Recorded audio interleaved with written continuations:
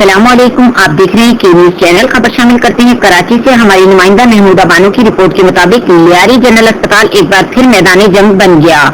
مشتعل افراد کا اسپتال کے میل اور فیمیل نرسز پر تشدد، علاج کے لیے آئے مریض اور کئی ڈاکٹر جان بچا کر بھاگنے پر مجبور ہو گئے۔ اس واقعے کے بعد نرسز کا اسپتال کے احاطے میں شدید احتجاج۔ ہم پر شہید بے نظیر بھٹو میڈیکل کالج کے ملازمین نے حملہ کیا تھا۔ کالج کے ملازمین نے اسپتال فیمیل اسٹاف کو بھی تشدد کا نشانہ بنایا۔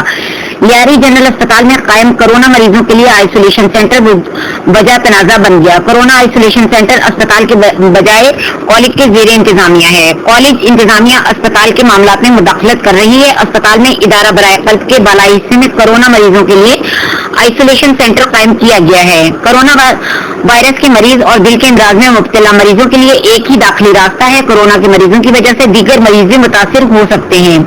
آئسولیشن سینٹر سے اب تک عملے کے 4 افراد کو کورونا وائرس کا شکار ہو چکے۔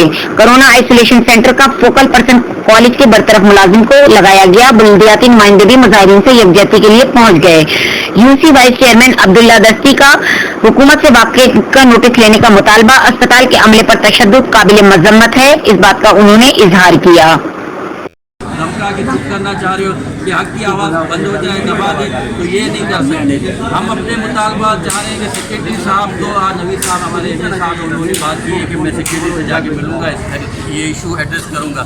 اگر مسئلہ حل ہوتا ہے تو ٹھیک ہے، نہیں مسئلہ حل ہوتا تو یہ مسئلہ ہم ہر پلیٹ فارم پہ، ہر ارباب اختیار سے میں درخواست کروں گا کہ اس پہ سخت سے سخت نوٹس دیا جائے کہ یہ معاملہ ٹالریٹ نہیں کیا ہے۔ بلوچستان میں بھی ڈاکٹرز کے ساتھ کے ساتھ یہی معاملات ہوا۔ چیف جسٹس صاحب نے جو ایکشن لیا، یہی اپیل کرتے ہیں کہ چیف جسٹس صاحب اس معاملے کا نوٹس لیں اور اس معاملے کو حل کریں۔